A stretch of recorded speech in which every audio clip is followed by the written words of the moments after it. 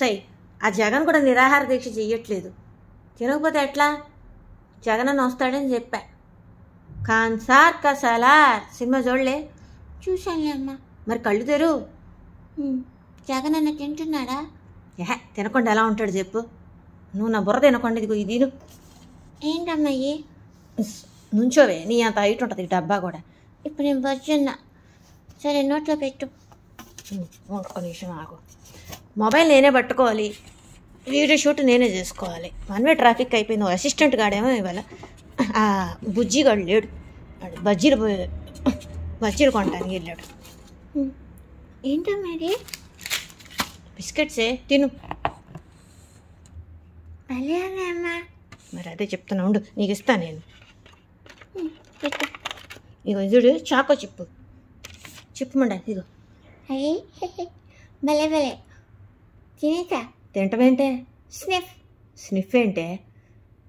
కుక్క వాసన చేసినట్టు చూసేసానమ్మా.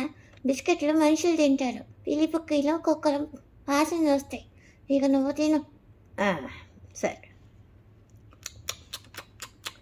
భలే ఉండే. భలే అంది. నచ్చిందమ్మా? నువ్వు తిను. నాకు అక్కర్లేదు, నువ్వు తిను. నువ్వు తింటే నేను తిన్నట్టే. అయ్యబ్బా, మరి జగన్ అన్న తిన్నాడు, మరి నువ్వు ఎప్పుడు తింటావు అన్నం? అన్నం తిన్నమ్మా నేను. పాలు, మురిపాలు. మురిపాలు ఇస్తావు నాకు, పాలు తాగితే కదా. ఇప్పుడు బజ్జిట్టాను, తాగేసాను కదా, మళ్ళీ ఒక గంట తాత. తెల్లగా ఉన్నావే, అందుకే తెల్ల పాలు తింటా. ఇది నల్లగా ఉంది, నువ్వు తిను. అంటే నేను ఈ కలరా? కాదనుక. మరే తినమ్మా, నువ్వు తింటే నేను చూస్తా.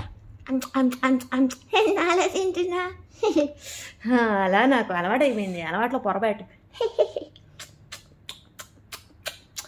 భలే ఉంది.